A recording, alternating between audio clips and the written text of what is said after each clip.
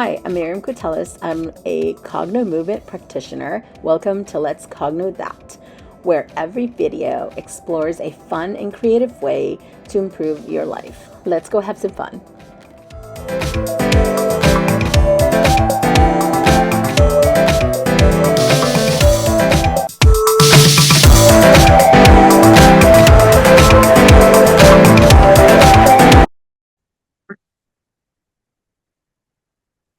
Hi guys, I'm Miriam Cotelis. Welcome to Let's Cogno That. As you guys might know, I'm also an art teacher. I've been teaching for 22 years.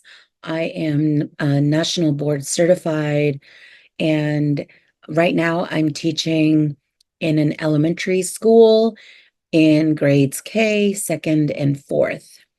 And as you all know, I'm also a Cognomovement practitioner.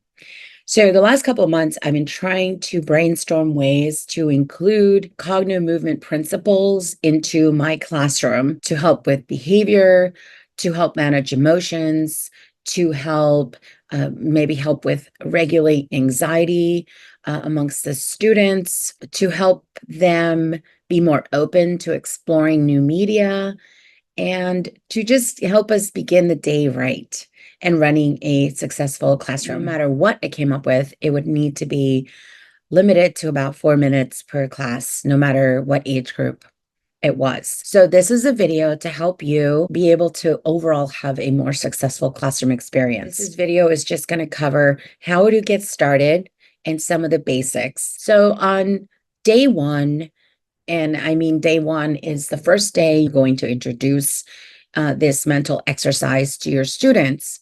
The way that I start introducing what we're going to do for the next 4 minutes is I call it a mental exercise. And I have a chart in my classroom that shows them the two main rules that they're going to have to follow when they do this quick mental exercise.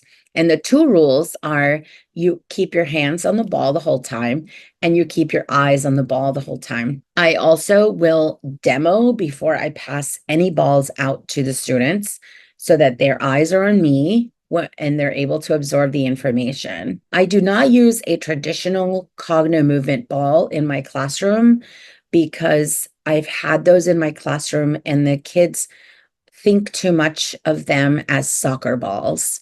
So that is not going to lead you anywhere positive. What I did was I went online and I ordered these squishy balls, and there are thousands of styles you can choose from.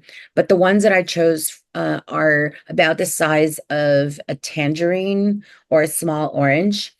And I ordered probably about 4 or 5 more than I need, just in case any of them pop or disappear. Also, the squishy balls are safe. They're likely not to throw or toss them or bounce them because, one, they don't bounce. Two, they actually love pushing on them. It provides a nice feeling for their hands, and it does have a calming effect overall anyway. We have to explain on the first day how it is that we're going to treat the balls. And I usually show them with my hand that it's okay to squish them, but not to pinch them. And I've noticed that if kids try to pinch, if there's like a ball with a lot of little tiny little ones inside, the kids often try to isolate that one and then they pop it. And so the way that I dissuade them from doing that is I say that the liquid inside is not fresh water. And I leave it at that. And that we don't want that liquid on our skin or on my rug, and that it's hard to wash off. So that's usually how I introduce it so that the kids don't have any interest in popping it.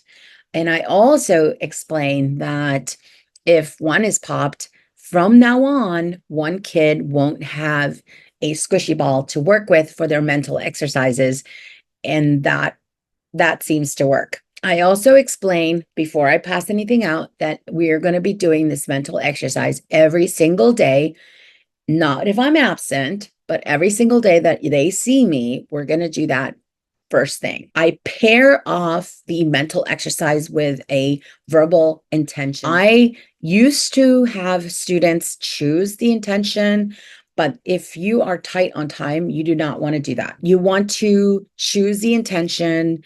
I usually will choose one intention for the day for all my classes.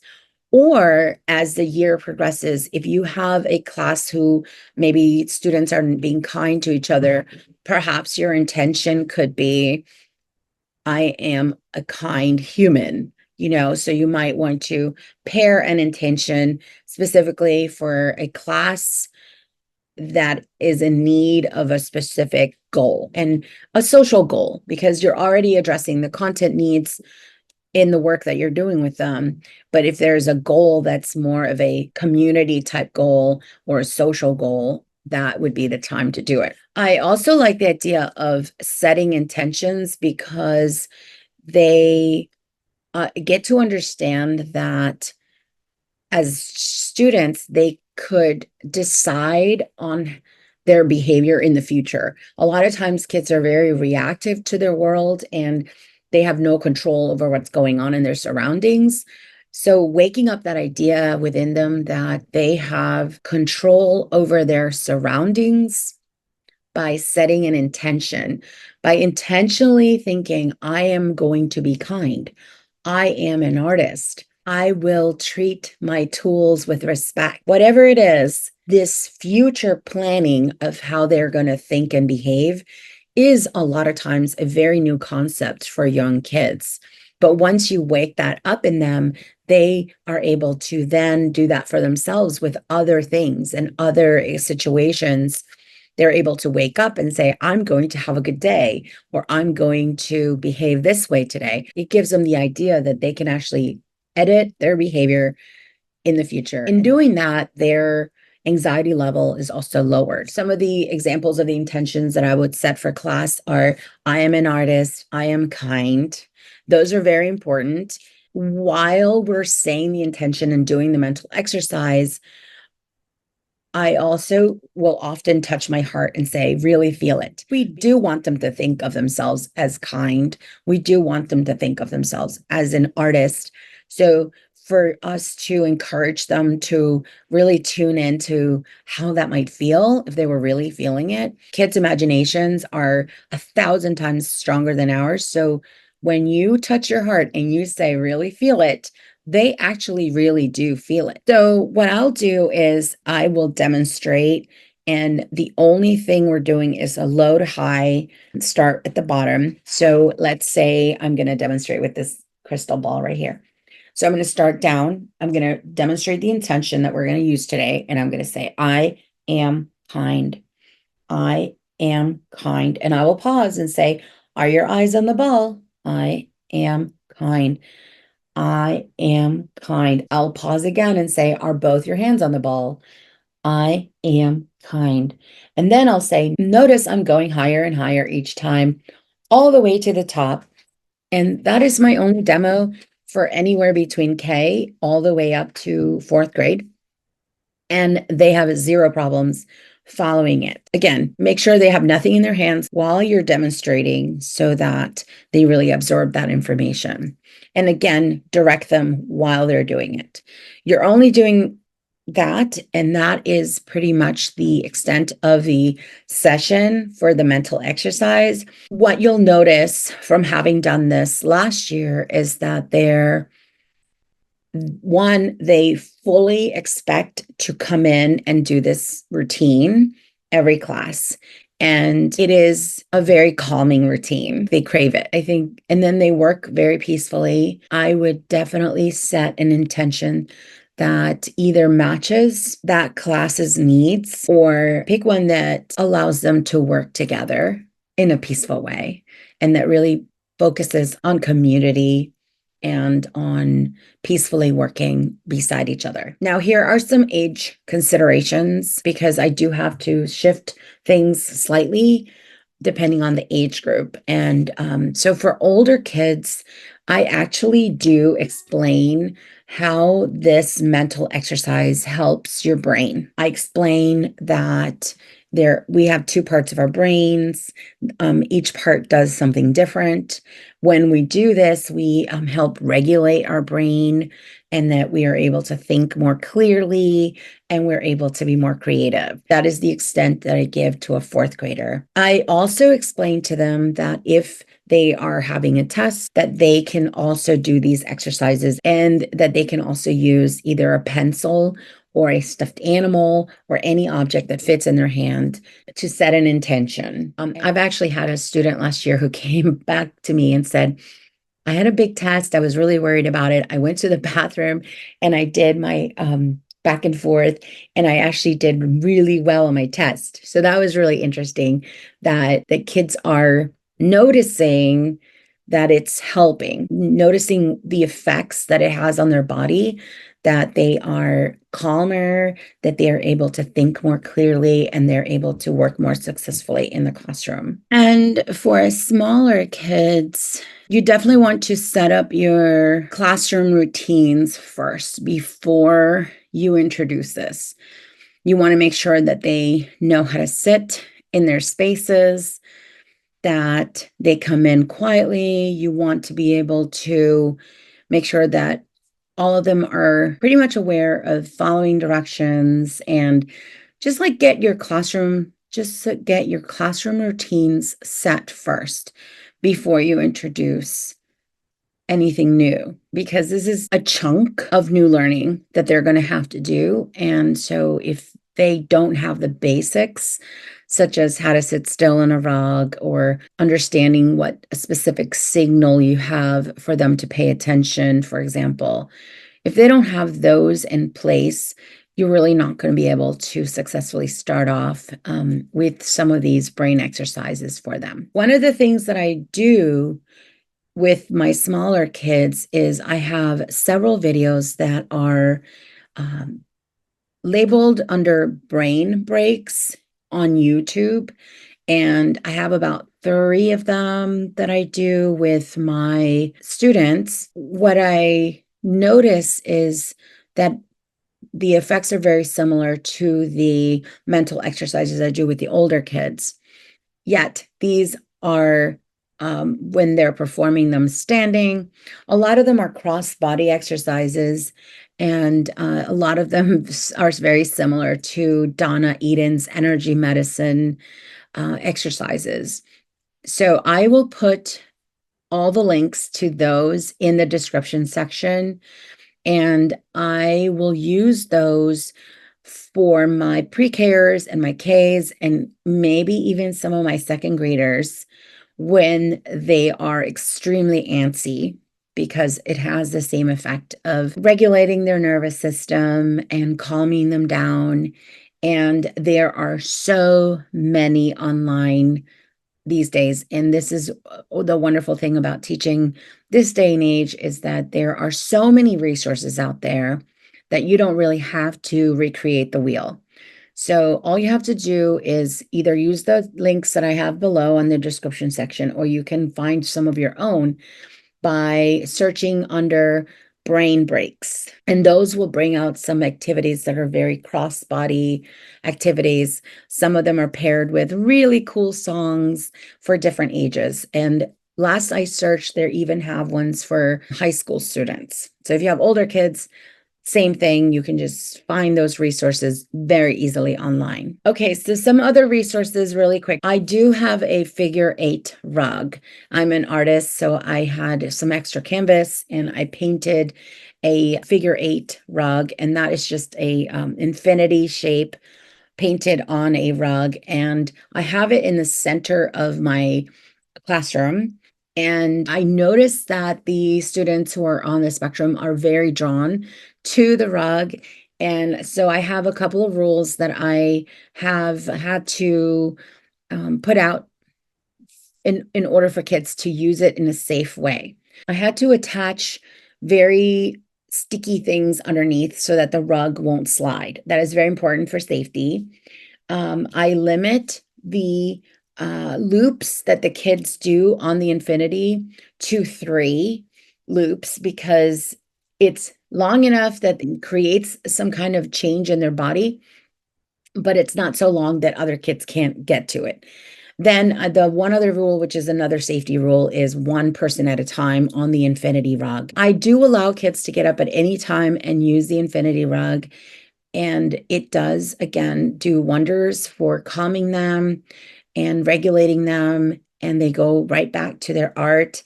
And oftentimes they have better ideas, or they're able to work peacefully next to one another and be really successful in class.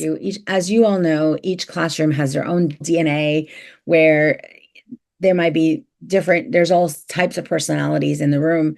So when you have a class, let's say if they all want to be on the infinity rug and not do work, then you might have to rethink some rules and edit your rules in order to make that a situation that works for you. But for me, I noticed that during work time, and I would say 70% of my art teaching time is them working on their own artwork. During that time, the students are allowed to just walk away from their work, go to the rug, do 3 infinities, and walk back to their work. And that really works. Obviously, the first week or 2 that you have the rug out, it's going to be new and there might be more traffic near the rug or waiting, kids waiting. I find that they are very peaceful and they work really well that way. But as the time progresses, and I've done this before, it's never really gets trafficky around the rug. But again, it's so important to make sure to secure the rug and make sure that it doesn't slide under their feet for safety. If there are issues with individual kids, I do have an official Cogno ball. And oftentimes, if kids are very upset about something, I will just toss the ball back and forth with them, and I will toss it to their left and to their right and require them to catch the ball with both hands while they're telling me what the problem is. And that has an instant anxiety reducer quality to it. We just throw the ball back and forth as they're talking to me. Again, you might have a little issue with some other kids who also want to do that. And oftentimes, I'm tossing the ball back and forth with a student after the class has already left because they're having some kind of a breakdown. So it never is an issue anyway where the other kids are jealous, but it does wonders. And the way that you just do it is you grab the ball and you just toss it to the kid to their right or their left and just edit it slightly, sometimes a little higher, sometimes a little lower, and just have the only requirement is that the student catch the ball and that they're talking about whatever it is their issue is at the moment. As a teacher or as a parent, you're just rephrasing back what they're saying without changing either the tone or without changing the content.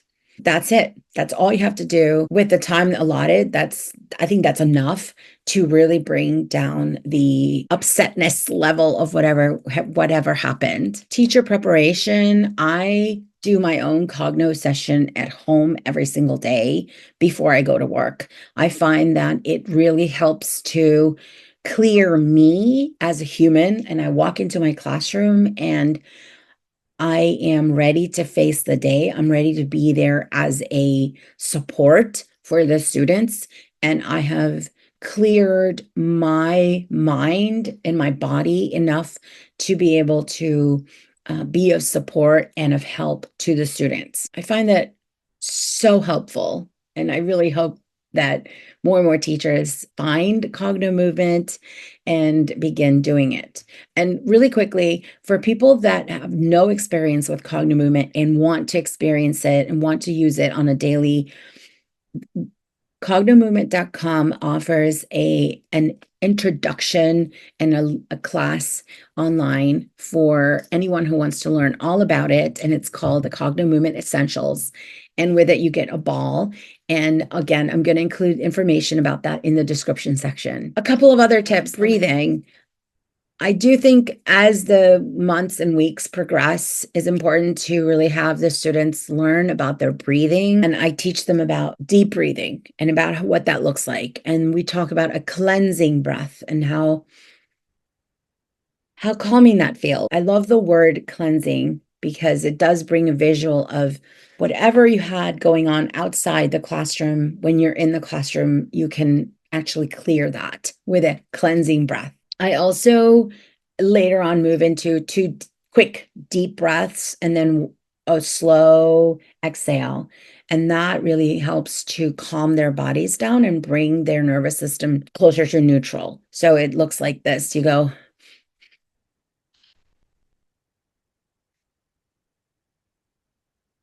so it's just two quick breaths in and a slow breath out. On special days, you might want to switch off from the squishy balls. You might use stuffed animals. Maybe one day you can use their artwork, can use, like, I love these glass balls with older kids, obviously. You can use artificial flowers.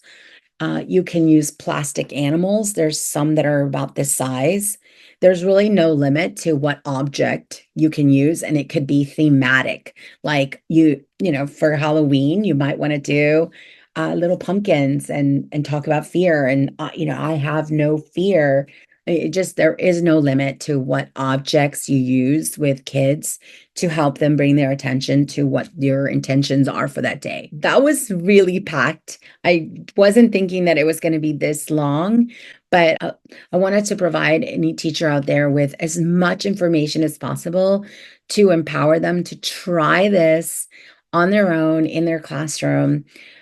And if you have any questions, please include them below. I do check my comments often, and I will definitely get back to you if you have any questions. I'm so excited for this year. I'm so excited for this modality and what it's offered, not just me, but people around me. And I cannot wait to continue to learn new ways to help my students learn to regulate their own bodies and be able to work more and more successfully every day in school. On that note, thank you so much for listening. Don't forget to follow my channel and like this video. And until next time.